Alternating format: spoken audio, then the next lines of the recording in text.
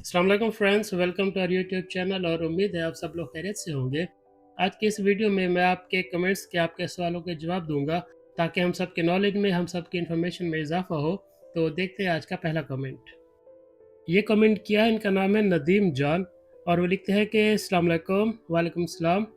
क्या बायोमेट्रिक होने के बाद कंफर्म होता है ना कि वीज़ा लग जाएगा? सबसे पहले मैं आपको बायोमेट्रिक्स के बारे में बता दूं कि जब आप कनाडा का वीज़ा अप्लाई करते हो तो आपको अपने दोनों हाथों के फिंगरप्रिंट सबमिट कराने होते हैं। इस अमल को बायोमेट्रिक्स कहते हैं। ये ज़रूरी होता है, ये कराना ही पड़ता है।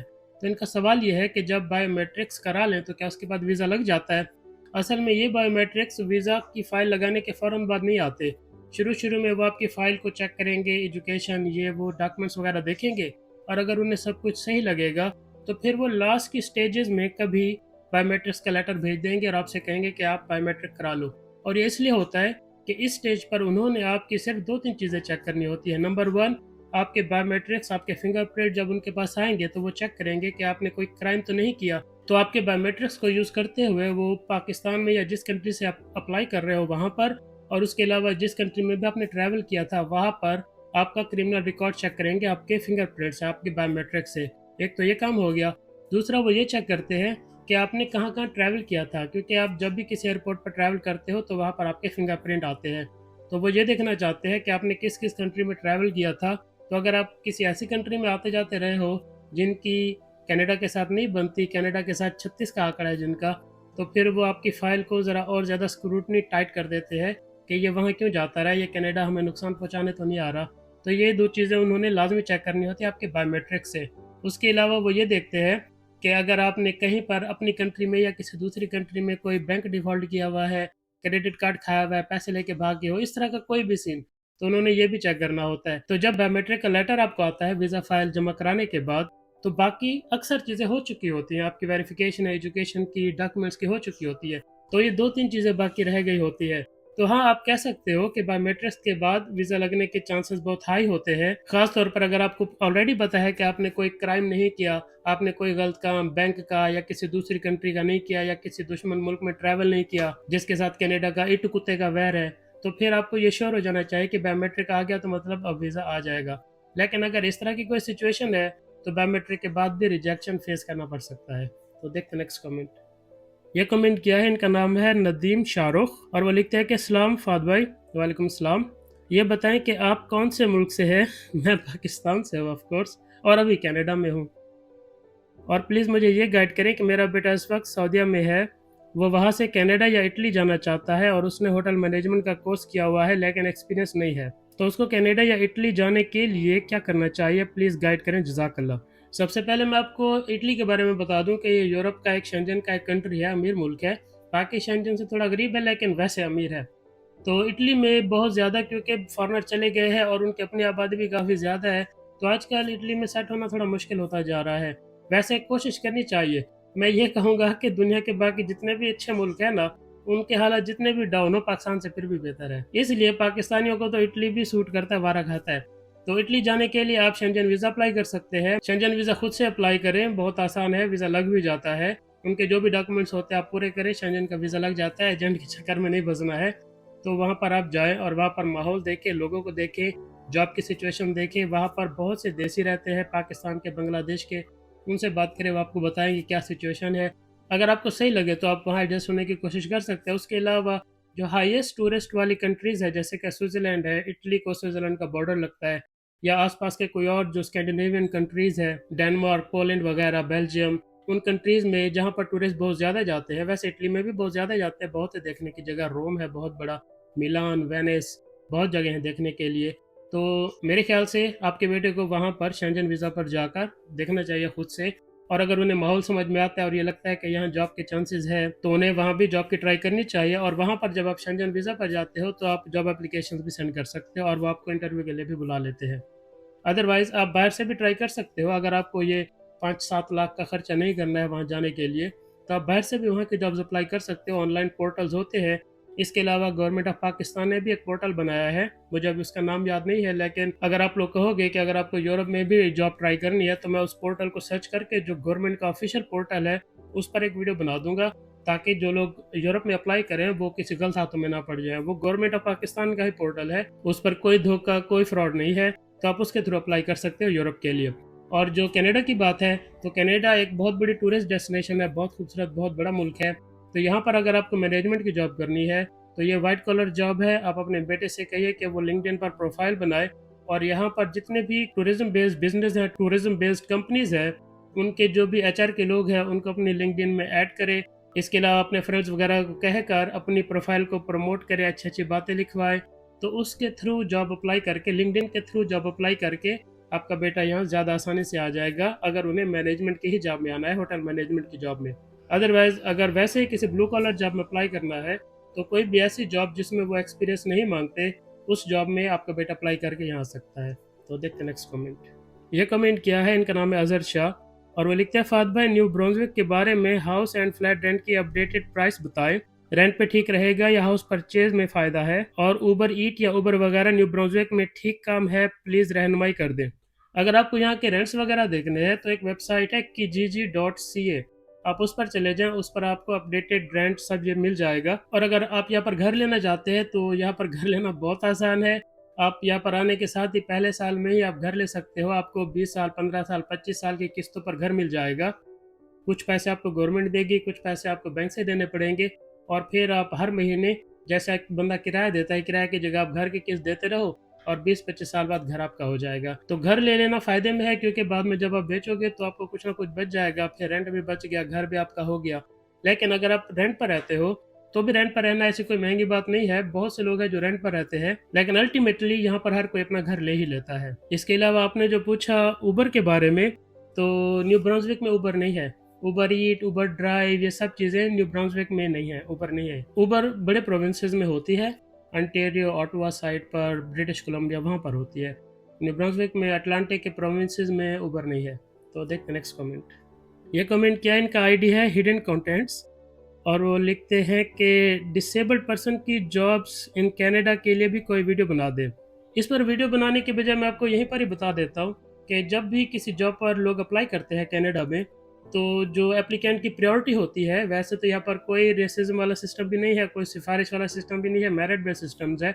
लेकिन फिर भी एक प्रायोरिटी की लिस्ट है कि सबसे पहली प्रायोरिटी दी जाएगी डिसेबल्ड लोगों को, सेकंड नंबर पर प्रायोरिटी दी जाएगी फीमेल को और बुजुर्गों को, थर्ड लेवल पर प्रायोरिटी दी जाएगी नॉर्मल मेल लोगों को। उसकी वजह यह है कि यहाँ के जो मेल लोग हैं वो सिक्योरिटी की जॉब्स में नहीं जाते, वो आर्मी में नहीं जाते, वो पुलिस में नहीं जाते, वो इस तरह की जॉब्स में नहीं जाते। उनको घर पे रहना, सुकून करना, मुफ्त के पैसे, ये चीज़ें उनको ज़्यादा अच्छी लगती है। तो गवर्नमेंट ने थोड़ा सा ना, जब घी सीधी उंगली से ना निकले तो उंगली टेढ़ी करनी पड़ती है। तो गवर्नमेंट ने थोड़ी सी चेंजेस की है जॉब पॉलिसी में कि पहले आप डिसेबल्ड लोगों को हायर करो क्योंकि उन्होंने तो आर्मी पुलिस में जाना नहीं है। फिर फीमेल और बुजुर्गों को हायर करो क्योंकि बुजुर्ग भी नॉर्मली आर्मी में, पुलिस में नहीं जाते हैं, उनकी रिटायरमेंट की एज होती है, और फीमेल भी कम ही जाती हैं। तो जब ये दोनों ही ज़्यादातर जॉब्स को भर लेंगे तो जो आदमी है उनके लिए मजबूरन यही जॉब्स बचेंगे कि वो आर्मी में जाए, पुलिस में जाए। यहाँ पर अदरवाइज आर्मी की जॉब, पुलिस की जॉब ऐसे आती है जैसे प्राइवेट जॉब्स आती है, हायरिंग के लिए वो फिर रहे होते हैं, लोग अप्लाई नहीं करते इन जॉब्स पे। तो यहाँ पर कुछ इस तरह का सीन है, लोग नहीं जाते इन सिक्योरिटी वाली जॉब्स में। तो आप बिल्कुल अप्लाई करें और जो डिसेबल्ड लोग हैं उनको प्रायोरिटी दी जाती है। देखते नेक्स्ट कमेंट। ये कमेंट क्या हाफिज बिलाल ने, और वो लिखते हैं कि अस्सलाम वालेकुम भाईजान। वालेकुम सलाम। नेम के साथ पूरा एड्रेस लिखना चाहिए या नहीं? इसका तरीका, एड्रेस का तरीका मैं आपको बता दूं। जब आप सेम कंट्री में जॉब अप्लाई कर रहे हो, जैसे मैं कनाडा में बैठा हूं और मैं यहीं पर कोई जॉब अप्लाई करूंगा, तो मैं अपनी सीवी में अपना एड्रेस लिखूंगा। लेकिन अगर आप एक कंट्री से दूसरी कंट्री में जॉब अप्लाई कर रहे हो तो आपका एड्रेस मैटर नहीं करता, तो आप अपना पूरा एड्रेस नहीं लिखोगे सीवी में, रिज्यूमे में आप अपना पूरा एड्रेस नहीं लिखोगे जब आप अपनी कंट्री से कनाडा में जॉब अप्लाई करते हो। देखते नेक्स्ट कमेंट। ये कमेंट किया, इनका आईडी है यूएस से शॉर्ट्स और वो लिखते हैं कि कनाडा में मेरी खाला रहती है, क्या मुझे कोई बेनिफिट मिलेगा इस चीज़ का? उन्होंने वहाँ की नेशनैलिटी मिली हुई है। जी हाँ, आपको इसके दो बेनिफिट हो सकते हैं। बेनिफिट नंबर 1, अगर तो वो लोग सस्कैचुअन में रहते हैं, जो यहाँ का प्रोविंस है सस्कैचुअन, तो वहाँ के इमिग्रेशन रूल्स में ये बात है कि अगर आपका कोई रिलेटिव सस्कैचुअन में रहता है तो आपको इमिग्रेशन में 30 पॉइंट्स मिल जाते हैं और 100 में से 60 वाला पास होता है, तो 30 आपको वहीं से मिल जाते हैं और बाकी के जो 30 है वो आपकी एज, एजुकेशन, एक्सपीरियंस से पूरे हो जाते हैं। तो आपके लिए इमिग्रेट करना बहुत ही ज़्यादा हलवा हो जाता है, हलवा। अगर आप में से किसी का भी कोई रिश्तेदार सस्कैचुअन में रहता है तो वहाँ पर आप पाकिस्तान में उनके घर जाओ, उनके पैर पकड़ लो, उनसे कहो कि भाई हमारी हेल्प कर दो, हमें पेपर दे दो, वो जैसे आपको पेपर देंगे, सस्क्वेचुअन की इमिग्रेशन में आपको 30 पॉइंट मिल जाएंगे, आप बारों बार सीधा कनेडा आ जाओगे। तो ये बहुत बड़ा बेनिफिट है। दूसरा बेनिफिट ये है कि आपको कभी भी वो विजिट के लिए तो वो स्पॉन्सर कर ही सकते हैं। तो अगर आप यहाँ पर विजिट पर आते हो और फिर उनके गोडे गिट्टे में बैठ जाते हो कि कहीं पर मेरा काम करा दो, रेफरेंस लगा दो, कहीं से LMIA दिला दो, क्योंकि आप लोग तो डॉलरों में ही कमा रहे हो, आप तो खरीद के भी दे सकते हो मुझे, मैं बाद में उतार दूंगा। तो इस तरह का कोई करके आप यहाँ पर सेटल होने की कोशिश कर सकते हो। तो ये 2 बेनिफिट है। और तीसरा ये भी है कि अगर आप उनसे कहो कि आप किसी जानने वाले को कहो कि मुझे काम दिला दे, काम पे लगवा दे, तो ये भी थोड़ा बहुत हो जाता है। लेकिन ये सब इस बात पर डिपेंड करता है कि आपके उनके साथ कनेक्शन, आपके रिलेशनशिप कैसे है। तो उस हिसाब से उतने लेवल का आप मिन्नत तरला करके अपने लिए कुछ ना कुछ फ़ायदा हासिल कर सकते हो। देखते हैं नेक्स्ट कमेंट। ये कमेंट क्या है, इनका आइडिया वकार अहमद सुराहियो। ये सुराही है या सुराहियो है, आई एम सॉरी अगर मैंने आपका नाम गलत पढ़ाया था, आई एम रियली सॉरी। और वो लिखते हैं कि अस्सलाम वालेकुम सर। वालेकुम सलाम। Here in Canada, it should be the facility of metro and buses to go for a job until the person or family fully set, or train system, anything just like metro and buses to reach at the offices. Punctuality, I think in Canada is the first priority. Thanks, please comment. वो कह रहे हैं कि Canada में buses का, train का अच्छा निज़ाम होना चाहिए ताकि लोग आसानी से काम पर जाएं, काम से वापस आए। मैं आपको बता दूं कि कनाडा बहुत ज़्यादा बड़ा है, बहुत बड़ी बला है। पाकिस्तान जैसे 10-11 मुल्क बाई लैंड कनाडा में आ जाएंगे, फिर भी बड़ा है कनाडा, इतना बड़ा है। रूरल बहुत ज़्यादा है, लोगों ने बहुत दूर दूर घर बनाए हुए होते हैं। एक घर से दूसरे घर में जाने के लिए आपको गाड़ी पे जाना पड़ता है, इतने दूर दूर बड़े बड़े एरियाज है कनाडा के। तो क्या गवर्नमेंट ऑफ कनाडा के लिए ये पॉसिबल ही नहीं है कि वो इतना बड़ा सिस्टम बना दे, हर जगह रोड बना दे, हर जगह ट्रेन बना दे। तो ये पॉसिबल नहीं है। तो कच्चे रोड होते हैं। लेकिन जो सिटी लाइफ है, सिटी लाइफ में सारी सहूलतें होती हैं। जो ऑफिस में जॉब करते हैं, वाइट कॉलर जॉब करते हैं, वहाँ पर बसेस भी है, ट्रेन भी है, टैक्सी भी है, सारा कुछ है। लेकिन जो बाहर फैल फैल के रहते हैं ना, वहाँ पर ये चीज़ें नहीं होती। और गवर्नमेंट ऑफ कनाडा इतना बड़ा स्ट्रक्चर बना भी नहीं सकती। मुल्क बहुत ज़्यादा बड़ा है ना, आबादी है नहीं, 4 करोड़ सारे लोग हैं। मुल्क पाकिस्तान जैसे 11 मुल्कों जितना बड़ा है। तो क्या गवर्नमेंट के लिए पॉसिबल नहीं है कि एक एक बंदे के लिए रेलवे स्टेशन बनाते फिरें। दूर दूर लोग रहते हैं, अकेला अकेला घर होता है, पहाड़ पे घर होता है, पहाड़ तक सड़क एक बंदे के लिए बनाए, वो बात समझ में नहीं आती ना। तो इसलिए हर जगह पर फैसिलिटी नहीं है, तो लोगों ने गाड़ियाँ रखी हुई है, V4 रखी हुई है, SUVs रखी हुई है, तो एडजस्ट कर लेते हैं कुछ ना कुछ। तो गवर्नमेंट ने अपने ऊपर ये रिस्पॉन्सिबिलिटी नहीं ली कि आप काम पर कैसे जाओगे, वापस कैसे आओगे। लोग खुद ही कुछ ना कुछ एडजस्टमेंट कर लेते हैं। इवन कि एम्प्लॉयर भी इतना ज़्यादा सपोर्ट नहीं करते। वो कहते हैं कि ठीक है, गाड़ी निकलवा लो बैंक से, खुद आ जाया करो। तो इस तरह की चीज़ें करते हैं। और लेकिन ये अच्छी बात है कि गवर्नमेंट गाड़ी आसानी से दे देती है, तो आपको कोई टेंशन नहीं होती। तो मेरे ख्याल से जैसे जैसे यहाँ पॉपुलेशन बढ़ेगी तो कनाडा इंफ्रास्ट्रक्चर बढ़ा लेगा। अभी के लिए यही है, ठीक चल रहा है ये। तो देखते नेक्स्ट कमेंट। ये कमेंट भी वकार अहमद सुराइयो का है।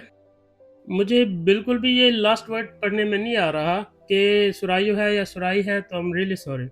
वो लिखता है कि अस्सलाम वालेकुम सर। वालेकुम सलाम। Please which colour background we would have to keep in our cover letter और CV and font size please mention. Thanks sir. If you can please teacher और lecturer job in Canada one program please do on this segment. Thanks. ये पूछ रहे हैं कि CV में font क्या रखना है, और दूसरा ये पूछ रहे हैं कि जो टीचर और लेक्चरर की जॉब्स होती हैं उन पर भी एक वीडियो बना दें। मैं इस पर एक वीडियो बनाऊंगा, डिटेल वीडियो। लेकिन फ़िलहाल मैं आपको बता दूं कि टीचर्स और लेक्चरर्स को हायर करने के लिए गवर्नमेंट ऑफ कनाडा ने एक अलग से ऑप्शन बनाई है। उसका नाम है पाथ टू टीच। आप गूगल में लिखोगे ना पाथ टू टीच, तो आपको उसकी वेबसाइट दे देगा, आप उसको फॉलो कर लेना। मेरे ख्याल से वो सिंपल आसान वेबसाइट है, लेकिन अगर आपको फिर भी वो समझ में नहीं आती तो आप बताना, फिर मैं उसी पर ही एक वीडियो बना दूंगा। वो टीचर्स के लिए है, जो लोग बाहर से कनाडा एज ए टीचर आना चाहते हैं, वो उनके लिए है। और जो दूसरा आपने फॉन्ट साइज वगैरह पूछा है, तो आप कोई भी normally Calibri, times new Roman, जो भी आजकल ट्रेंडिंग में है वो यूज़ कर सकते हैं, जो सही पढ़ा जाए। और फॉन्ट साइज अक्सर 12 यूज़ करते हैं, 12। और इन्होंने बैकग्राउंड कलर का पूछा है कि रिज्यूमे और कवर लेटर का बैकग्राउंड कलर क्या होना चाहिए। तो सिंपल प्लेन वाइट रखे, जैसे डिफ़ॉल्ट होता है वही रखे, वही सही है। तो देखते हैं नेक्स्ट कमेंट। ये कमेंट क्या है, मोहम्मद काशिफ ने, और वो लिखते हैं फाद भाई, refusal on weak home ties का क्या सोल्यूशन है, kindly do reply next video. ये बहुत इंपॉर्टेंट सवाल है। जब आप कनाडा का विजिट वीज़ा अप्लाई करते हो ना, उस पर यह कंडीशन लगती है कि आपका कनेक्शन टू होम कितना स्ट्रॉन्ग है। यानी कि जो आपको वीज़ा इशू करेगा कनाडा का ऑफिसर, वो ये देखना चाहता है कि ये यहाँ आने के बाद वापस जाएगा या यहीं पर ही फंस जाएगा, छुप के काम करेगा, असाइलम लेगा। तो उसके लिए ये बात बहुत मैटर करती है, क्योंकि इससे अनबैलेंस हो जाती है सोसाइटी। तो इसका क्या फार्मूला है ऑफिसर की नज़र में कि उसे कैसे पता चलेगा कि ये आदमी यहाँ आने के बाद वापस जाएगा।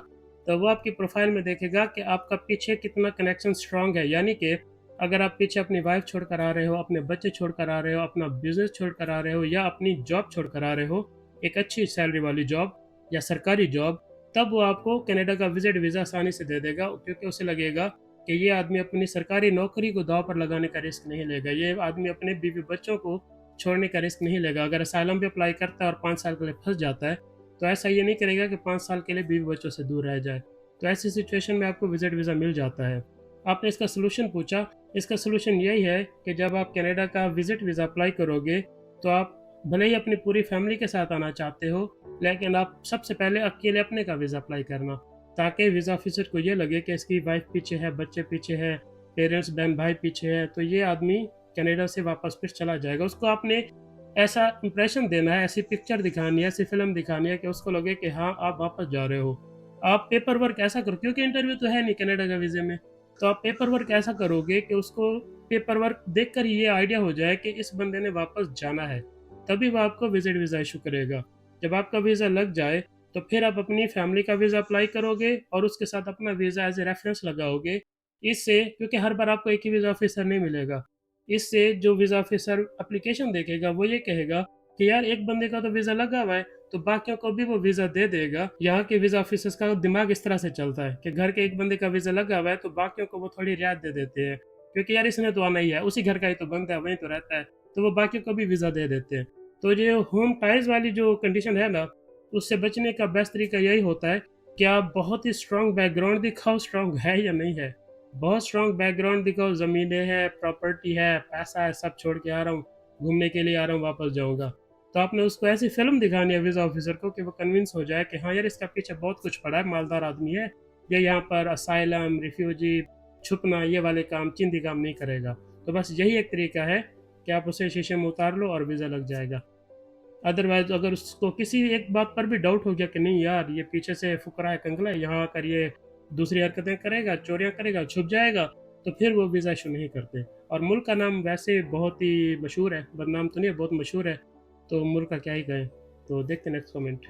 ये कमेंट किया है, इनका नाम है उस्मान मुगल, और वो लिखते हैं कि सर, हर वीडियो में जिस जॉब के बारे में आप बताते हैं उसका सही नाम कोड भी बता दिया करें काइंडली, बिकॉज वेबसाइट पर जो जॉब का जो नेम लिखा होता है उस नेम से नॉक नहीं होता, उससे मिलती जुलती जॉब का नॉक कोड आ जाता है।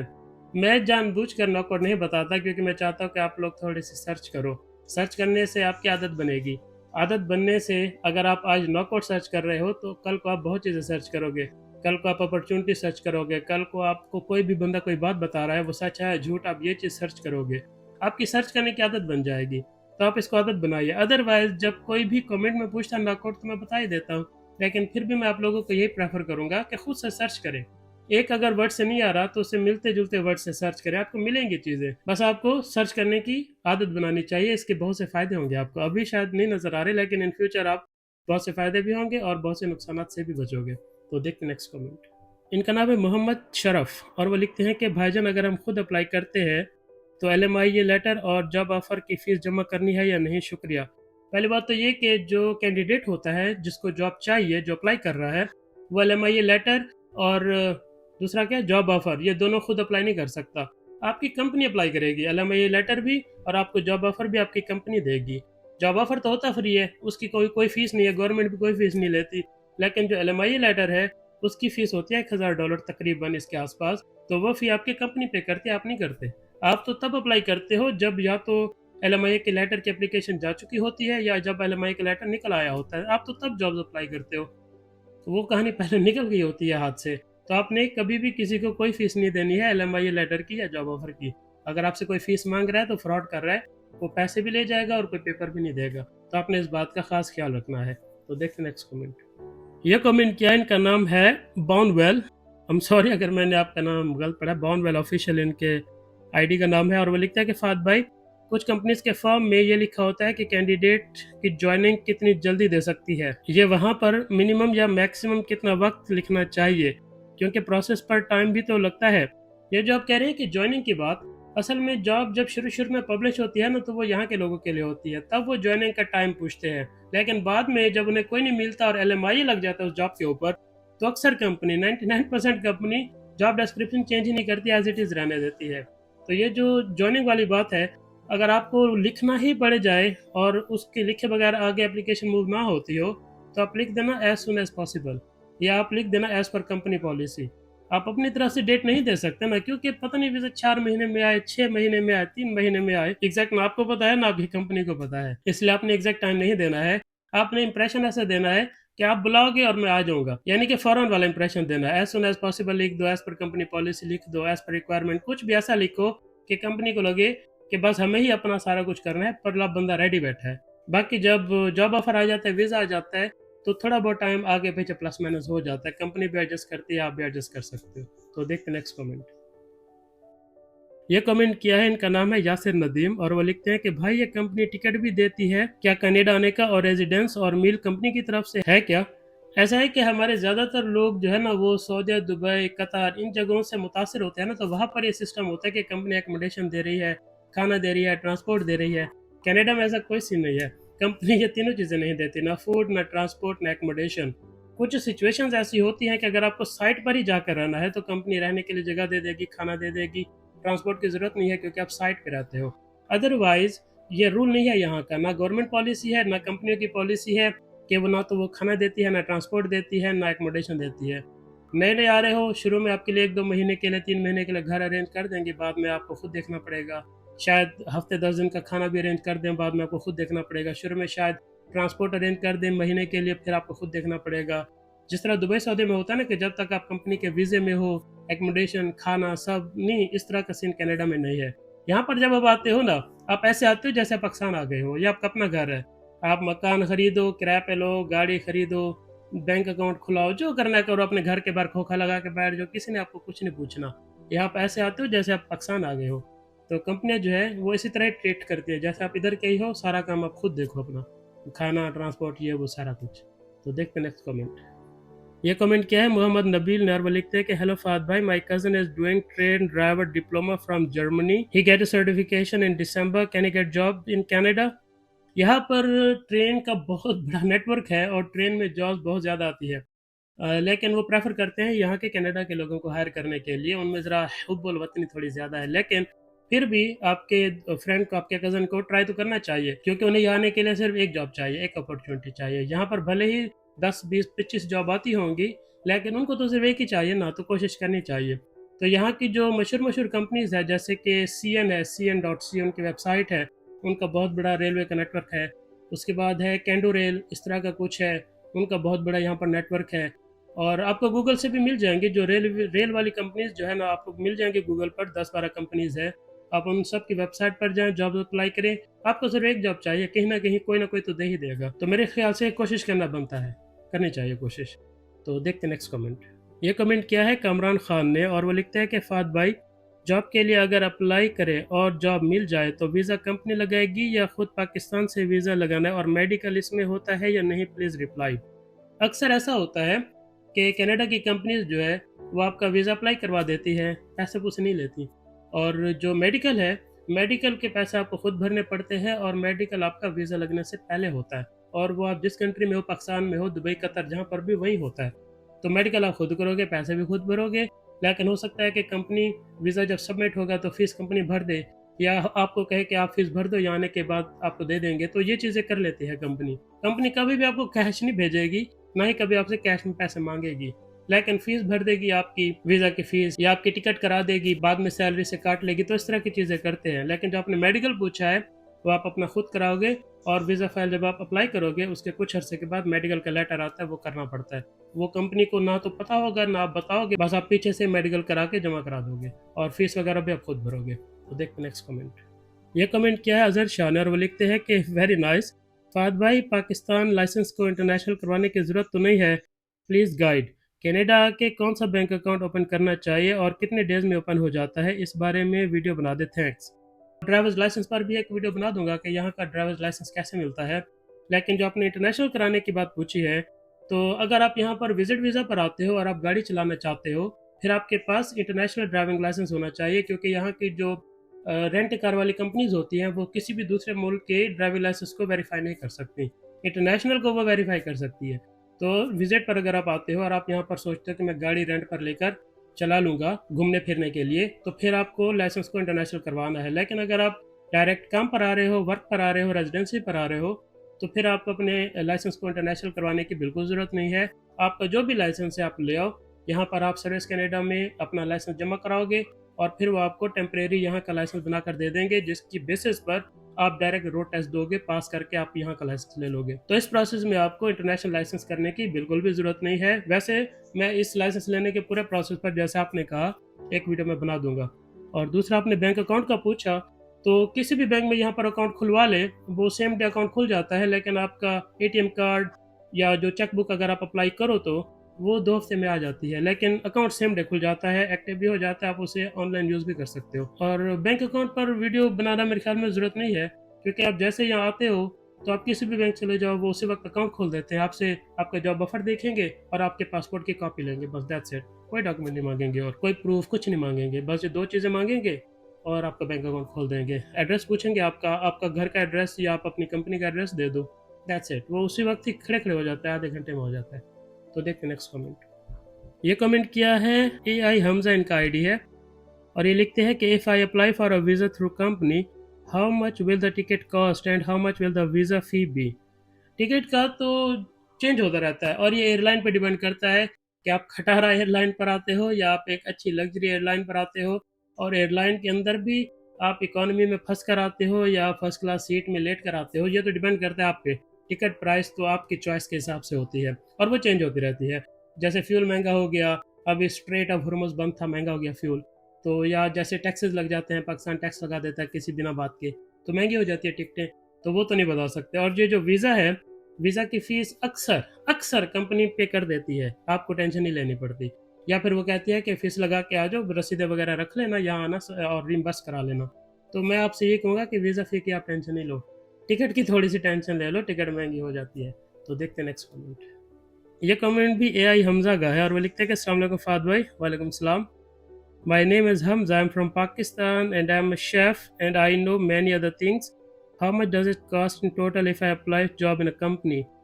यार टोटल कॉस्ट मैं आपको बता दूं कि 3 मेन खर्चे हैं जो आप करोगे, वो आपको आपकी कंपनी नहीं देगी। बायोमेट्रिक का खर्चा, मेडिकल का खर्चा, ECA का खर्चा, वो आप करोगे। लेकिन जो वीज़ा और टिकट है, डिपेंड करता है कि आप बड़ी कंपनी, किसी रिच कंपनी में अप्लाई कर रहे हो, अर्विंग मैकेन की तरह, कुक एक्वाकल्चर की तरह। बड़ी कंपनी है तो वो आपको ये दे देगी, ऐसे फोकट में दे देगी कि भी ठीक है, ये लो, रख लो। लेकिन अगर कोई मीडियम कंपनी है तो वो कहेगी कि ठीक है, हम भर देते हैं, वापस आकर पैसे हम काट लेंगे सैलरी से। तो इस तरह भी होता है। लेकिन अगर कोई बिल्कुल ही दुकान टाइप की छोटी कंपनी है, वो शायद आपसे कह सकते हैं कि आप अपनी जेब से लगा के आ जाओ। अदरवाइज मोस्टली जो कंपनीज हैं वो इन चीज़ों की परवाह नहीं करती, टिकट की, वीज़ा की, वो कर देती हैं। उनको बंदे से मतलब है, बंदा चाहिए, काम रुका हुआ है। क्योंकि जितने की ये सारी चीज़ें आती है ना, वीज़ा, टिकट, उतने की तो आपकी 1-2 महीने की तनख्वाह होती है। तो जो कंपनी आपको तनख्वाह देने वाली है वो इन चीज़ों की थोड़ी ना परवाह करेगी। तो कंपनीज के लिए ऐसी कोई बड़ी बात नहीं होती। तो देखते हैं नेक्स्ट कमेंट। ये कमेंट किया है नाज हुसैन ने और वो लिखते हैं कि भाई जो अनपढ़ होगा वो इंटरव्यू कैसे देगा इंग्लिश में। ये इंपॉर्टेंट सवाल है जी। और मैं इस बात से एग्री भी नहीं करता कि अनपढ़ आदमी है तो उसे इंग्लिश नहीं आनी चाहिए, ऐसा बिल्कुल नहीं है। अगर इंग्लिश बोलने का ताल्लुक पढ़े लिखे से होता तो हमारे मैट्रिक पास इंग्लिश बोल सकते हैं, हमारे FA पास, BA पास इंग्लिश बोल सकते, नहीं बोल सकते। इंग्लिश का ताल्लुक आपके स्कूल कॉलेज की तालीम से नहीं है। ऐसे बहुत से लोग हैं जो अनपढ़ होते हैं और जब वो बाहर जाते हैं, यूरोप में, कनाडा में, तो साल 2 साल बाद फर इंग्लिश बोल रहे होते हैं। हमारे जो मास्टर्स लोग हैं ना, MPhil किए हुए लोग, उनसे भी ज़्यादा अच्छी इंग्लिश बोल लेते हैं। हालांकि अपनी इनकी कोई तालीम नहीं, अनपढ़ होते हैं। इंग्लिश का ताल्लुक आपकी जो रेगुलर तालीम है उससे बिल्कुल नहीं है। आप मैच्योर होने के बाद, एडल्ट होने के बाद कोई भी लैंग्वेज सीख सकते हो, इंग्लिश, चाइनीज़, कोरियन, कोई भी लैंग्वेज सीख सकते हो। तो अगर आपको पाकिस्तान से निकलना है, आप इंग्लिश सीख लो, फ़ायदा ही होगा इसका। आपको कॉन्फिडेंस बढ़ेगा, आपके लिए जॉब के चांसेस बढ़ेंगे। बालिग होने के बाद, मैच्योर होने के बाद हर शख्स कोई भी दूसरी लैंग्वेज सीख सकता है। देखते हैं नेक्स्ट कमेंट। ये कमेंट किया, इनका आईडी है फ्लिपर ट्रिक अली। हम सॉरी अगर मैंने आपका आईडी सही नहीं पढ़ा तो। और वो लिखते हैं कि सर हेयर कटिंग जॉब मिल जाएगी क्या। यहाँ पर हेयर कटिंग वाले बहुत ज़्यादा पैसे लेते हैं। जिस तरह आप पाकिस्तान में या दूसरी कंट्री में डॉक्टर के पास जाने के लिए अपॉइंटमेंट लेनी पड़ती है ना, यहाँ कनाडा में हेयर कटिंग के लिए जाने के लिए आपको पहले अपॉइंटमेंट लेनी पड़ती है और वो अपॉइंटमेंट अपनी मर्ज़ी की देगा। और अगर वो अपॉइंटमेंट ऐसे टाइम की दे दे जब आपकी ड्यूटी है, तो आप ड्यूटी से उस टाइम की छुट्टी लेकर जाओगे अपने बाल कटवाने अपॉइंटमेंट पर पहुंचने के लिए। यहाँ पर इतना बड़ा लफड़ा है ये हेयर कटिंग वाला। डिमांड बिल्कुल आसमान तक गई हुई है। आपको समटाइम्स हफ्ते 2 हफ्ते बाद की वो अपॉइंटमेंट देता है कि भई 3 हफ्ते बाद आना। तो ये सिचुएशन चल रही होती है यहाँ पर। बिना अपॉइंटमेंट के आप ऐसे नहीं चले जाओ बाल कटा दो, ये सीन नहीं है यहाँ पर, दौड़ा देगा आपको वो। तो यहाँ पर और जो नोट छापते हैं ये हेयर कटिंग के $25-30 स्टार्टिंग है। अगर आपने सिर्फ कटवानी है ना, सेटिंग शूटिंग, कोई स्टाइल नहीं बनवाना कोई टॉम क्रूज वाला, तो वो 25-30 से तो शुरू करते हैं ये लोग। यानी कि पाकिस्तानी करेंसी में ये लोग करोड़पति होते हैं, ऐसी बात नहीं है यहाँ पर। इस काम की इतनी ज़्यादा ज़रूरत, डिमांड और इतनी ज़्यादा कमाई है इसमें, इसलिए गवर्नमेंट ने इसको रेगुलेटेड किया हुआ है। रेगुलेटेड काम वो होते हैं जो करने के लिए आपको कोई ना कोई लाइसेंस या सर्टिफिकेट चाहिए होता है। जैसे सिक्योरिटी गार्ड का काम रेगुलेटेड है, मेडिकल के बहुत से काम रेगुलेटेड हैं। इसी तरह से ये हेयर कटिंग का काम भी रेगुलेटेड है। इसके लिए आपके पास सर्टिफिकेट होना चाहिए। विदाउट सर्टिफिकेट आप ये काम कमर्शियली नहीं कर सकते। वैसे अगर आप इस काम से ताल्लुक़ रखते हो, किसी दूसरी जॉब पर यहाँ आ जाओ और फिर यहाँ पर 5 दिन अपनी दूसरी जॉब करो और छुट्टी वाले दिन हफ्ता इतवार अपने ही घर के बाहर दुकान लगा के बैठ जाओ। किसी ने रोकना थोड़ी ना। आप दुकान लगाओ, खोखा लगाओ, जो लगा के बैठ जाओ, टेंट लगा के बैठ जाओ। आपका अपना मुल्क है पाकिस्तान की तरह, कोई नहीं रोकेगा।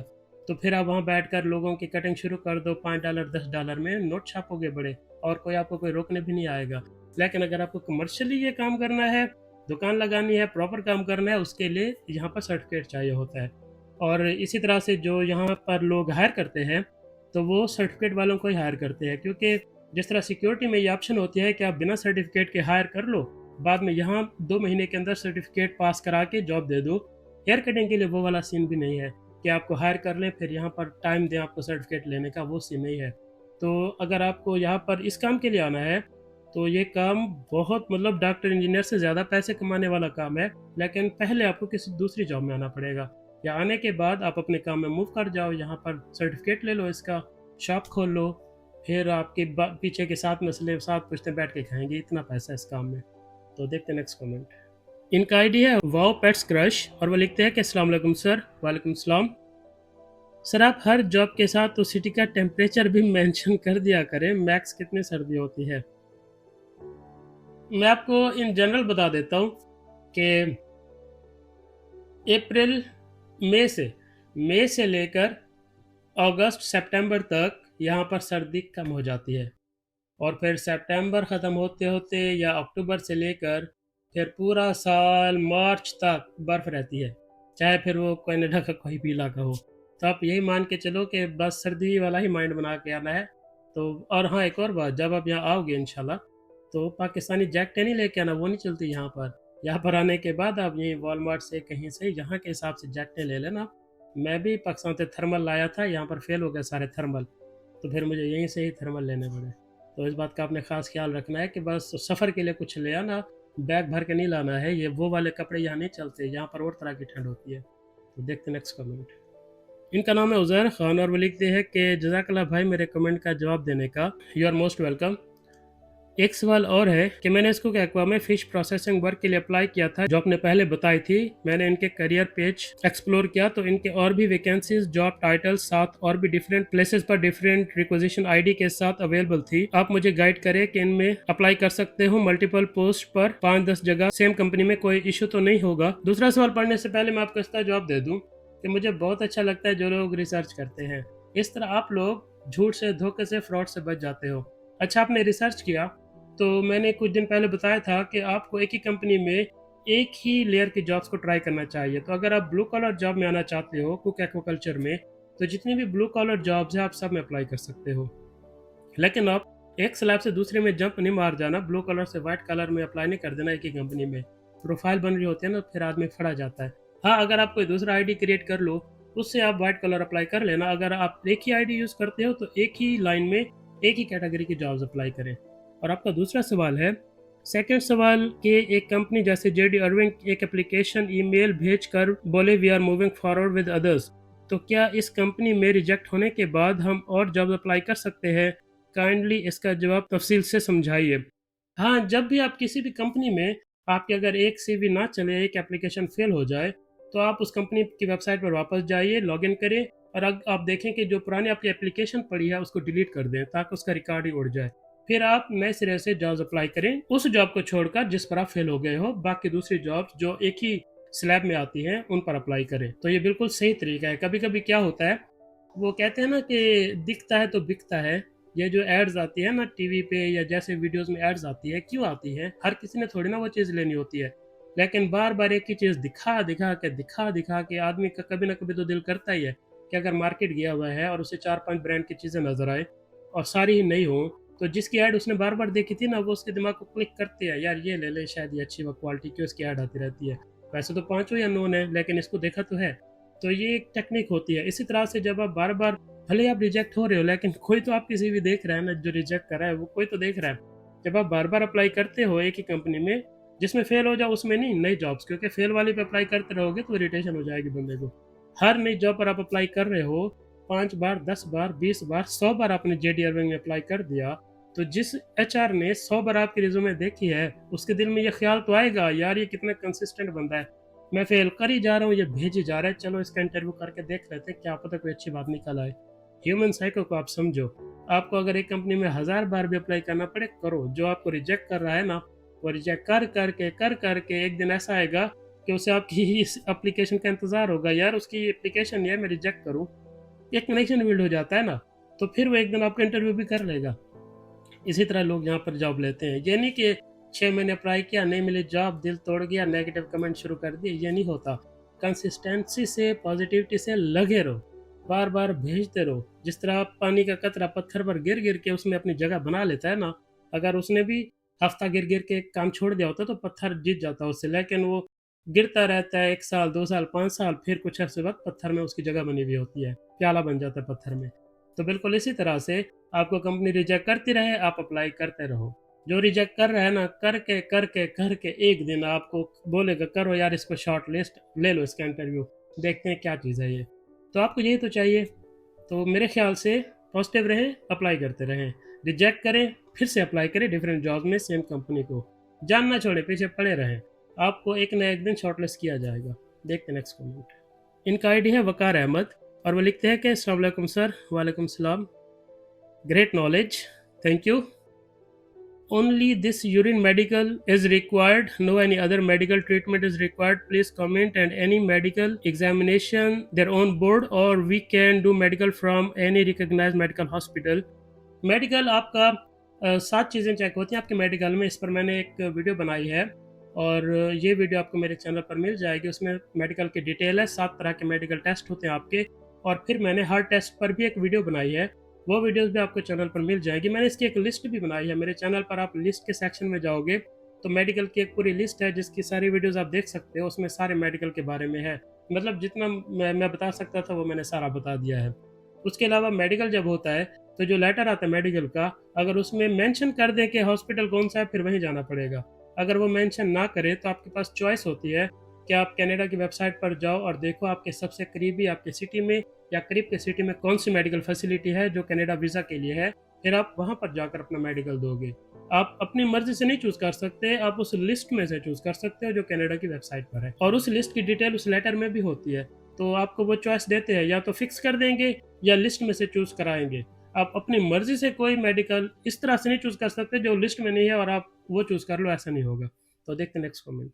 इनका आईडी है तस्मिया हैदरी और वो लिखते हैं, father sir I have 3 kids और I am a single mom and watching for a job in Canada. मकेन वाली वीडियो मैंने देखी आपकी।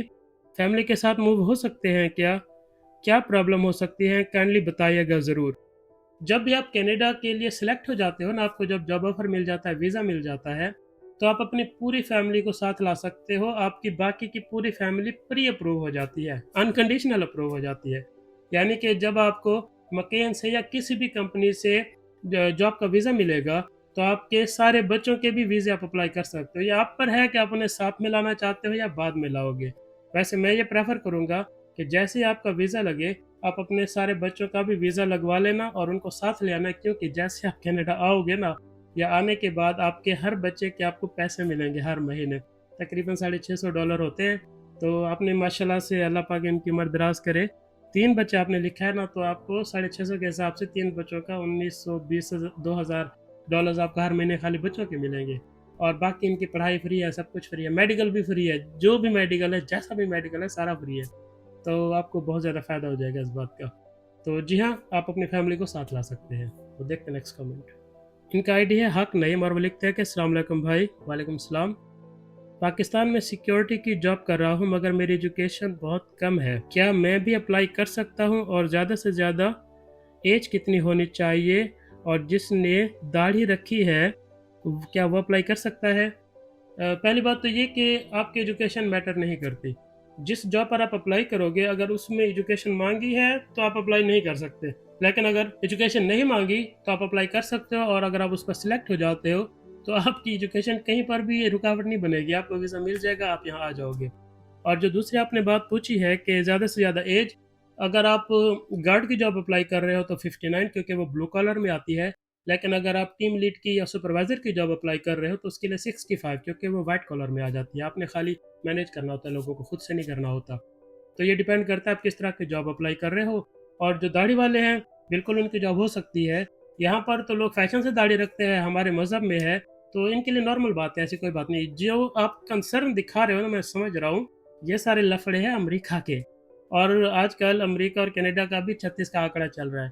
तो आप ईज़ी हो जाओ, यहाँ पर दाढ़ी वालों को जॉब मिलती है। अमेरिका के बारे में मैं कुछ नहीं कह सकता, तो यहाँ के लिए ईज़ी हो जाओ आप। तो देखते हैं नेक्स्ट कमेंट। ये कमेंट किया है, इनका नाम है आलिया अहमर। मुझे लगता है शायद पिछली बार मैंने इनका नाम अली अहमर पढ़ लिया था, आई एम सॉरी। या इनका नाम है आलिया अहमर और वो लिखती हैं कि हाइट क्या रिक्वायर्ड है? ये सिक्योरिटी वाली जॉब के बारे में पूछ रही हैं कि हाइट क्या रिक्वायर्ड है? हाइट की कोई रिक्वायरमेंट नहीं है। मैं आपको अपना वाक़या बताता हूँ कि एक बार मैं पुलिस स्टेशन गया था यहाँ पर अपना कैरेक्टर सर्टिफ़िकेट लेने के लिए। कनाडा में ये सिस्टम है कि जब भी आप जॉब चेंज करते हो ना, ये दुबई सऊदीया की तरह नहीं है कि जॉब नहीं चेंज कर सकते, अरबाब का, कफ़ील का कोई पेपर-पूपर कुछ नहीं चाहिए, जॉब चेंज करने कर दो चेंज। तो जब भी आपको जॉब चेंज करनी होती है तो नई कंपनी है जो है वो आपसे कैरेक्टर सर्टिफ़िकेट माँगती है जो पुलिस स्टेशन से मिलता है। तो मैं कैरेक्टर सर्टिफ़िकेट लेने के लिए पुलिस स्टेशन गया। पहली बात तो ये जैसे मैंने पहले बताया कि पुलिस है ही कम, तो पुलिस थी नहीं, वो ताला लगा हुआ था पुलिस स्टेशन पे।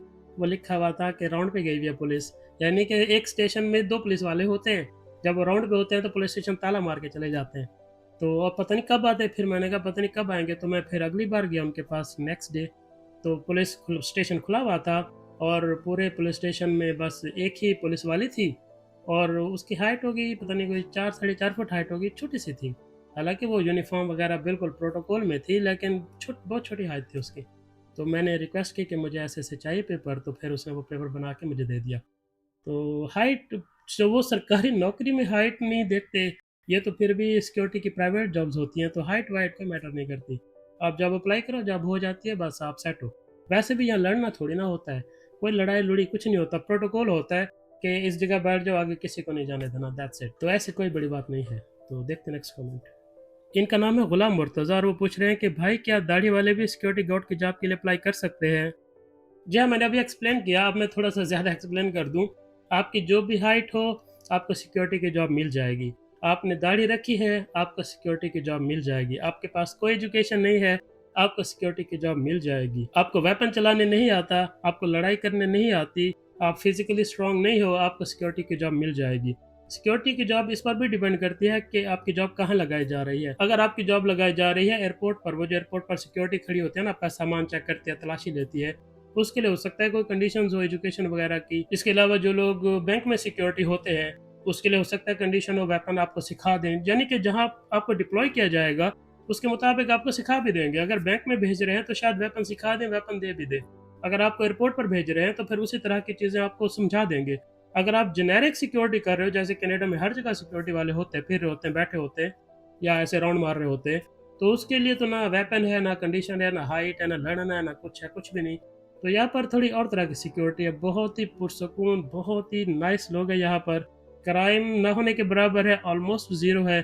तो आप मेल फीमेल हैं, आपकी जो भी एज है, आपकी जैसी भी फिज़िक है, आप सिक्योरिटी की जॉब्स के लिए अप्लाई कर सकते हैं, आपको अप्लाई करना चाहिए। देखते हैं नेक्स्ट कमेंट। ये कमेंट किया है, इनका आईडी है एनिमल कॉमेडी हब, इनका नाम है हाफिज़ आबिद और वो लिखते हैं कि फ़हद भाई मेरे फ्रेंड कराची पुलिस में एएसआई है, क्या वो भी सिक्योरिटी गार्ड की जॉब के लिए अप्लाई कर सकते हैं क्योंकि वो हाजिर सर्विस है?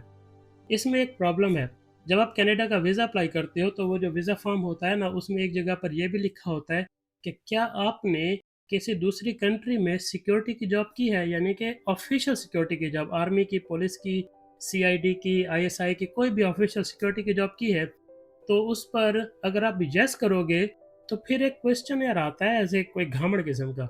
तो मेरे ख्याल में जो हाज़िर सर्विस लोग हैं ना, उनका चांस नहीं बनेगा। रिटायर्ड लोगों का चांस बन सकता है कि जॉब मिल जाए, लेकिन हाज़िर सर्विस का मेरे ख्याल में मुश्किल है, क्योंकि फिर वो आगे कुरेदते हैं ना जिस तरह से, तो वो उससे मुझे ऐसे इंप्रेशन ये मिला कि हाज़िर सर्विस यहाँ पर सिक्योरिटी के लिए नहीं आ सकते। मुझे ऐसा लगा।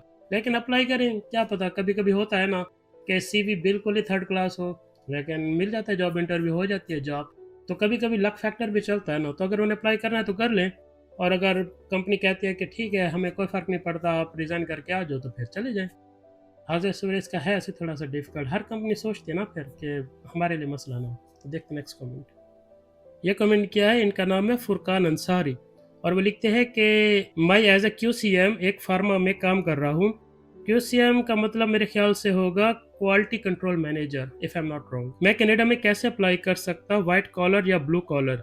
आपको व्हाइट कॉलर अप्लाई करनी चाहिए, आप मैनेजर हैं, अगर मैंने ठीक पढ़ा है क्यूसीएम। अगर गलत पढ़ा हूँ तो आप कमेंट कर देना फिर से। तो अगर आप मैनेजर है तो आप व्हाइट कॉलर जब अप्लाई करें, लिंक्डइन पर अच्छे से प्रोफाइल बनाए, जैसे मैंने वीडियो के शुरू में भी बताया था एक कमेंट के जवाब में, कि अगर आपको व्हाइट कलर जॉब में आना है तो लिंक्डइन पर प्रोफाइल बनाए, जो यहाँ पर कंपनीज आपके काम से रिलेटेड है उसके लोगों को ऐड करें, अपने फ्रेंड्स को बोलें आपको ऐड करें, आपकी प्रोफाइल को हाइप दें, और फिर आप जैसे ही उन कंपनीज में जॉब आए या एडवांस में भी उनके पास अपना पोर्टफोलियो भेज दें, ताकि फिर जैसे जॉब आए वो आपको कंसीडर करें। हर ऑप्शन यूज़ करनी चाहिए, चाहे चांसेस कम हो या ज़्यादा हो, हर ऑप्शन यूज़ करनी चाहिए। तो चांसेस जितने ही कम हो आप अप्लाई करो, ऐसी कोई बात नहीं है। देखते नेक्स्ट कमेंट। इनका नाम है फ़िरोज़ खान, और वो लिखते हैं कि अस्सलाम वालेकुम फ़ाद भाई। वालेकुम सलाम।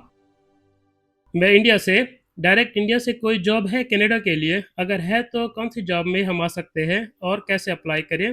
रिप्लाई करिएगा। जो भी जॉब्स यहाँ पर पब्लिश होती है जिनमें एलएमआई ये प्रोवाइडेड होता है, आप वो सारी जॉब्स पर अप्लाई कर सकते हैं। फिर चाहे आप इंडिया में हो, बांग्लादेश में हो, नेपाल में हो, या मिडल ईस्ट की किसी कंट्री में हो, दुबई, सऊदी, कतर, कहीं पर भी जिस जॉब में भी एलएमआई होता है उस पर आप अप्लाई कर सकते हो। और इसके अलावा जो कंपनीज एलएमआई एग्जेम्प्ट है, मकेन, अर्विंग वगैरह, कुक एक्वाकल्चर वगैरह, उनमें भी आप जॉब अप्लाई कर सकते हो। तो अगर आप कहीं पर शॉर्टलिस्ट हो जाओगे तो आपको बुला लेंगे, वीज़ा वगैरह देकर आपको बुला लेंगे। तो देखते हैं नेक्स्ट कमेंट। इनका आइडिया है टारगेट साइट मार्केटिंग, और वो लिखते हैं कि अस्सलाम वालेकुम सर। वालेकुम सलाम। क्या वर्क वीज़ा के लिए लिंक्डइन अकाउंट ज़रूरी है? नहीं, लिंक्डइन अकाउंट ज़रूरी नहीं है। आपके पास अगर लिंक्डइन नहीं है, कभी नहीं बनाया, या बनाया था डिलीट कर दिया, वीज़ा के लिए ज़रूरी नहीं है। जब आप वीज़ा अप्लाई करते हो तो गवर्नमेंट कनाडा अपनी तरफ से आपके पूरे सोशल मीडिया को खोदती है। जितने भी सोशल मीडिया है, इंस्टा, फेसबुक, लिंक्डइन, और भी होंगे काफ़ी सारे, टिकटॉक, जितने भी सोशल मीडिया से आपको खोदती है, ताकि उनको ये कंफर्म हो जाए कि ये जो बंदा आ रहा है ये कोई क्रिमिनल एक्टिविटी में नहीं है, या इसने जो कुछ बोला है ये वाक़ई वही है, हमें चूत तो नहीं बना रहा। तो वो ये चीज़ें देखती है। तो अच्छा है, जितनी कम चीज़ें उतना अच्छा है, ताकि उनको ज़्यादा कुछ ना मिले। तो लिंक्डइन प्रोफाइल होना ज़रूरी नहीं है। तो देखते हैं नेक्स्ट कमेंट। इनका आईडी है पाकिस्तान जिंदाबाद, और वो लिखते हैं कि अस्सलाम वालेकुम सर। वालेकुम सलाम। I want to ask about age limit and visa possibility to come to Canada and expenditure relevant to bank statement or any kind। ऐसा है कि एज लिमिट पर मैंने एक प्रॉपर वीडियो बनाई है, वो वीडियो आप देख लेना, वो मेरे चैनल पर ही है। अगर ब्लू कलर आप जॉब आते हो तो 59 के एज तक मिल जाती है आपको, और अगर आप वाइट कलर जॉब आते हो तो 65 तक आपको जॉब ऑफर मिल जाता है, वीज़ा मिल जाता है। और जो आपने एक्सपेंडिचर पूछा, अक्सर कंपनीज वीज़ा कवर कर लेती हैं, टिकट कोई कोई कवर करती है, और जो पाकिस्तान में आपके 3 खर्चे होते हैं वो आप ही करोगे, बायोमेट्रिक का, मेडिकल का, ईसीए का। और आपने पूछा बैंक स्टेटमेंट, बैंक स्टेटमेंट आपको रेजिडेंसी वीज़ा के लिए चाहिए होती है, एक्सप्रेस एंट्री, एआईपी, पीएनपी वगैरह के लिए। लेकिन अगर आप जॉब ऑफर के साथ आते हो फिर बैंक स्टेटमेंट नहीं चाहिए आपको, क्योंकि आप जैसे ही लैंड करोगे आप यहाँ जॉब शुरू कर दोगे, कमाना शुरू कर दोगे, तो फिर आपको पैसे लाने की तो ज़रूरत नहीं है, बैंक स्टेटमेंट की ज़रूरत नहीं है। तो ये डिपेंड करता है आप किस तरह से आ रहे हो। तो बैंक स्टेटमेंट हर ऑप्शन में नहीं लगती, ज़रूरत नहीं होती। रेजिडेंसी वीज़े में बैंक स्टेटमेंट लाजमी लगती है, अदरवाइज वर्क वाली ऑप्शन में नहीं लगती। देखते हैं नेक्स्ट कमेंट। ये कमेंट किया है अली हसन ने, और वो लिखते हैं कि अस्सलाम वालेकुम फ़ाद भाई, क्या हाल है? वालेकुम सलाम, अल्हम्दुलिल्लाह।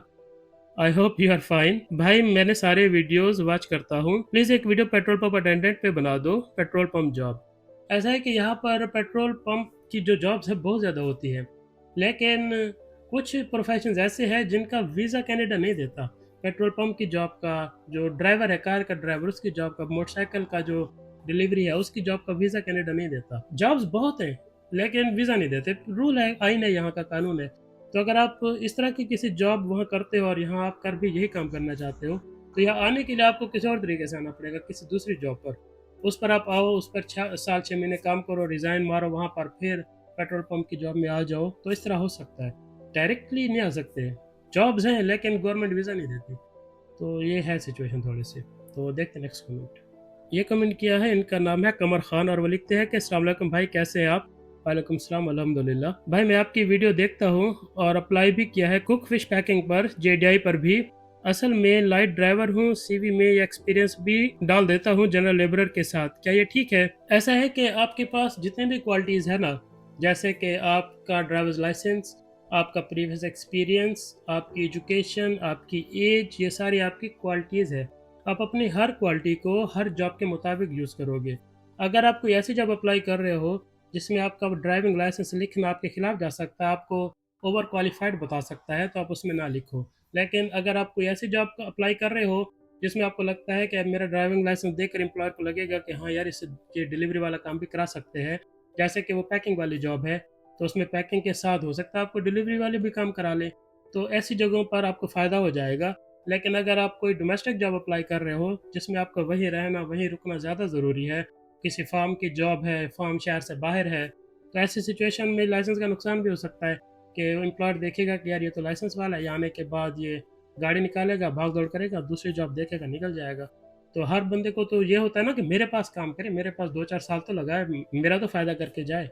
तो आपको अपनी हर क्वालिफ़िकेशन को, हर चीज़ को एहतियात से यूज़ करना है, अपनी एज को, क्वालिफ़िकेशन को, लाइसेंस को, एक्सपीरियंस को हर जॉब के मुताबिक यूज़ करना है। तो देखते हैं नेक्स्ट कमेंट। ये कमेंट क्या है, इनका आईडी है SSS ऐसा कुछ आईडी है इनका। और इन्होंने लिखा है कि सर मुझे विजिटिंग वीज़ा मिल रहा है, क्या लेके आ जाऊँ? अगेन विजिट वीज़ा चेंज हो जाएगा वर्क में, और मैं blue colour job is my biggest experience है। Brother kindly request answer me please. नॉक 85101। ऐसा है कि जो गवर्नमेंट कनाडा का रूल था कि विजिट वीज़ा वाला अपने वीज़ा को जॉब में कन्वर्ट कर सकता है, वो रूल अगस्त 2024 से बंद हो चुका है। अब अगर कोई विज़िट पर आएगा, तो ना तो उसका इंटरव्यू करते हैं, ना इंटरव्यू के लिए बुलाते हैं, ना वॉक इन में इंटरव्यू करते हैं। ये हो सकता है कि अगर आपका कोई नोन है, वो किसी से बात करे, वहाँ पर आपको काम दिला दे, जॉब ऑफ़र मिल जाए।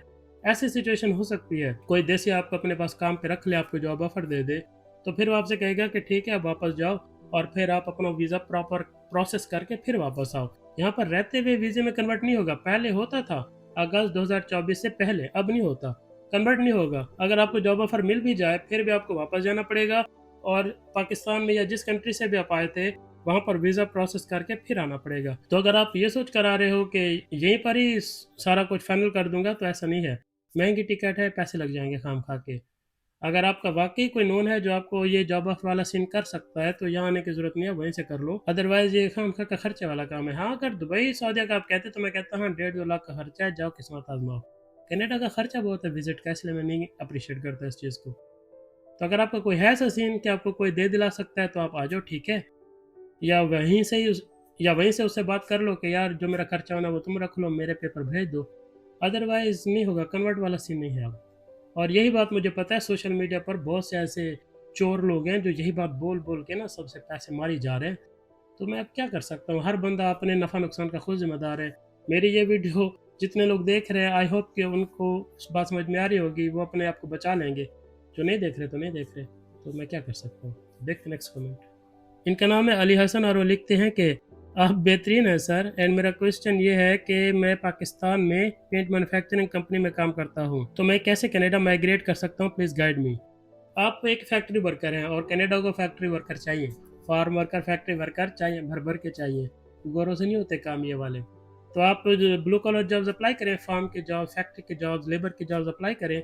आपके हायर होने के चांसेस बहुत हाई हैं, क्योंकि आपका तो एक्सपीरियंस भी इन्हीं कामों में है जिस पर आप यहाँ आने वाले हो। क्योंकि अक्सर लोग अपना एक्सपीरियंस चेंज करके बताते हैं, तो उनके अपने अंदर भी थोड़ी-सी नर्वसनेस होती है। लेकिन आप तो हो ही इसी काम में, तो मेरे ख़्याल में तो आपके लिए एक एडवांटेज है। तो आपको अप्लाई करना चाहिए जॉब्स के लिए, फैक्ट्री जॉब्स के लिए आपको अप्लाई करना चाहिए। तो देखते हैं नेक्स्ट कमेंट। ये कमेंट किया है, इनका आईडी है यास्मीन अज़ीज़, और वो लिखते हैं कि permanent job, family, age contact. इन्होंने एज कॉन्टैक्ट लिखा है या अगर कॉन्टैक्ट लिखा है, कितने साल का है 6 मंथ्स के अलावा? मुझे आपका सवाल ठीक से समझ में नहीं आया, लेकिन जितना समझ में आया मैं आपको बता देता हूँ कि जो परमानेंट जॉब होती है ना, वो सरकारी जॉब की तरह होती है। होती प्राइवेट है लेकिन सरकारी की तरह होती है। आपको एम्प्लॉयर निकालता नहीं है, चाहे जितना तंग कर लो उसे। नहीं निकालते आपको, बंदे की ज़रूरत होती है। तो परमानेंट जॉब इज़ लाइक सरकारी नौकरी इन कनाडा। और दूसरा आपने फैमिली के बारे में कुछ पूछा, तो जब आप जॉब पर आते हो तो फैमिली साथ ला सकते हो, फिर चाहे वो परमानेंट हो या टेम्परेरी जॉब हो या कॉन्ट्रैक्ट जॉब हो, कुछ भी हो। आप फैमिली को, आपका वीज़ा लग गया, फैमिली का वीज़ा लगा के साथ आ सकते हो। और आपने आगे पूछा कि 6 मंथ के अलावा, मुझे ठीक से कुछ बातें समझ में नहीं आई। आप फिर से मैसेज करना, कमेंट करना, तो मैं उसका, अगर शॉर्ट आंसर होगा तो मैं वहीं पर कमेंट में कर दूँगा, थोड़ा लेंथी होगा तो मैं नेक्स्ट कमेंट वाली वीडियो में ऐड कर लूँगा। तो मुझे जितना समझ में आया, आई डोंट नो कि मैंने सही बताया कि नहीं आपको, लेकिन मुझे ये जो थोड़ा-सा आइडिया हुआ तो वो यही है। तो देखो नेक्स्ट कमेंट। इनका आइडिया है करीनम लिली, और वो लिखते हैं कि फ़ाद भाई, मेरे हस्बैंड एज़ ए सुपरवाइज़र काम करते हैं। उनके पास लाइसेंस है, उनकी क्वालिफ़िकेशन, फिर आगे उन्होंने उनकी क्वालिफ़िकेशन लिखी है। ऑलमोस्ट 18 इयर्स का एक्सपीरियंस है। कनाडा में ये जॉब रेगुलेटेड में आती है, तो क्या पॉसिबिलिटी है कि without red seal certificate husband को जॉब मिल जाए? प्लीज़ रिप्लाई ज़रूर दीजिएगा। ये जो आपने रेड सील वाला पॉइंट पकड़ा है ना, ये बहुत इंपॉर्टेंट पॉइंट है। मैं अभी आपको एक्सप्लेन करता हूँ कि ये क्या चीज़ है। कनाडा में ऐसे बहुत से काम हैं जो रेगुलेटेड है, मतलब कि अगर आपके पास उनका लाइसेंस या सर्टिफिकेट नहीं है तो आप वो काम नहीं कर सकते। तो इन कामों के लिए जिनमें सर्टिफिकेट लेना पड़ता है, उनको एक रेड सील कैटेगरी में डाला गया है, जैसे कि प्लम्बर, कारपेंटर, और भी वेल्डर, इलेक्ट्रिशियन, कुछ कंस्ट्रक्शन वाले लोग और हेयर कटिंग वाले लोग, ये सारे लोगों को रेड सील में डाला गया है। रेगुलेटेड प्रोफेशंस हैं, आपको इनके लिए सर्टिफिकेट चाहिए होता है। तो जो पाकिस्तान में है या कनाडा में है ही नहीं, तो उसके पास तो रेड सील है ही नहीं। रेड सील तो यहाँ का कानून है, तो वो क्या करे। तो आप लोगों के लिए ना, इसमें एक जैकपॉट छुपा हुआ है, एक शॉर्टकट छुपा हुआ है। आप क्या करोगे कि आप कनाडा का वीज़ा अप्लाई करोगे ये कहकर कि मुझे यहाँ आकर रेड सील का एग्ज़ाम चैलेंज करना है। ये मैं बहुत ही पते की बात बता रहा हूँ, जिसको समझ आ गई समझो वो कनाडा पहुँच गया। आप अप्लाई करोगे कि मैं रेड सील का एग्ज़ाम चैलेंज करने के लिए कनाडा आना चाहता हूँ या आना चाहती हूँ, और इस बेसिस पर आप कनाडा का वीज़ा अप्लाई करोगे, आपका वीज़ा लग जाएगा। लग जाएगा आपका वीज़ा, आपको कोई बैंक बुक स्टेटमेंट कुछ नहीं चाहिए, वीज़ा लग जाएगा आपका। क्योंकि यहाँ पर रेड सील लोगों की अन्यवाद डिमांड है, इतनी ज़्यादा डिमांड है। तो आपको वीज़ा लगेगा, आप यहाँ पर आओगे, रेड सील का एग्ज़ाम दोगे। ऑफ कोर्स आप एग्ज़ाम की तैयारी पहले से कर लोगे, 6 महीने, साल जो भी लगता है। आपको इंटरनेट पर जितना भी मटेरियल मिलता है, आप पूरा पढ़ के मुँह ज़बानी याद कर लेना, सारा घोल के पी जाना। फिर आप एग्ज़ाम करने आओगे, आप यहाँ एग्ज़ाम करोगे, एग्ज़ाम पास करोगे, फ़ौरन ही आपको रिज़ल्ट मिलेगा। और जैसे ही आपको रिज़ल्ट मिलेगा, इस बात की गारंटी मैं दे रहा हूँ कि आपको खड़े-खड़े नौकरी मिल जाएगी। और कम से कम 1.5 करोड़ रुपए की नौकरी मिलेगी। ये कम से कम है। एक कंपनी 1.5 करोड़ ऑफ़र करेगी, दूसरी 2 करेगी, एक और 2.5 कर देगी। इतनी डिमांड है रेड सील की, कोई डॉक्टर इंजीनियर नहीं चाहिए, रेड सील बंदा चाहिए यहाँ पर। तो आपके लिए तो बहुत ही अच्छा चांस है। आपके हस्बैंड इसी फील्ड में है, आप उनसे कहिए या आप खुद इंटरनेट पर रिसर्च करिए कि रेड सील के एग्ज़ाम को चैलेंज कैसे किया जाता है कनाडा में, उस बेसिस पर वीज़ा कैसे अप्लाई किया जाता है। आप वीज़ा अप्लाई करो, यहाँ वो आए, एग्ज़ाम पास करें, आपकी लाइफ़ सेट हो जाएगी। आपकी क्या, आपके आने वाली बाद की भी जनरेशन्स की लाइफ़ सेट हो जाएगी। इतनी बड़ी चीज़ है ये। तो मैं आपको ये मशवरा दूँगा कि आप छोड़ो बाकी चीज़ें, आप इसी पे लग जाओ। आप इसकी अच्छी तरह से तहकीक करो, छानबीन करो, आप इस पाथ पे आ जाओ, ये आपके लिए जैकपॉट हो सकता है, बहुत ही बड़ी चीज़ है ये। तो मुझे आपके कमेंट पढ़कर बहुत अच्छा लगा कि आपने रिसर्च की है रेड सील के बारे में, इसको ढूँढा है, ये बहुत ही छुपी हुई चीज़ है। तो आई रियली अप्रिशिएट इट। तो देखते नेक्स्ट कमेंट। इनका नाम है सुहेल मोहम्मद, और वो लिखते हैं कि अगर किसी का पाकिस्तान का एलटीवी लाइसेंस हो, एचटीवी ना हो, तो क्या फ़ायदा है कनाडा के लिए? एलटीवी का तो फ़ायदा नहीं है, यानी कि कनाडा आने के लिए तो वीज़ा नहीं मिलता, लेकिन जब यहाँ आप आ जाते हो तो यहाँ पर एलटीवी की जॉब्स बहुत हैं। उबर पूरी एलटीवी पे चल रही है, उबर में लोग अच्छे पैसे कमाते हैं, लेकिन उबर का वीज़ा नहीं है। आप समझ रहे हो ना? तो आपको आना किसी और काम पे पड़ेगा, फिर आप उबर कर लो या वैसे ड्राइविंग की कोई काम कर लो, तो एलटीवी तब काम आएगा आपके। और जो एचटीवी है, एचटीवी का तो गवर्नमेंट वीज़ा देती है, यानी कि सबको नहीं देती। लोग जिसके पास एचटीवी है वो अप्लाई करेगा, फिर अगर गवर्नमेंट को उसकी प्रोफाइल समझ आएगी, एम्प्लॉयर को उसकी प्रोफाइल समझ आएगी, फिर मिलेगा। ऐसा नहीं, ऐसा होता तो सारे ही फिर एचटीवी लेकर आ जाते इधर। मतलब वीज़ा मिल सकता है, लेकिन एचटीवी को, एलटीवी को तो है ही नहीं, रूल ही नहीं है। लेकिन आने के बाद फ़ायदा है, तो ये भी आप नहीं कह सकते कि कोई फ़ायदा नहीं है। आने के बाद तो फ़ायदा है, यहाँ आकर तो आप नोट छापोगे, लेकिन आने का वीज़ा वाला सीन नहीं है। तो देखो नेक्स्ट कमेंट।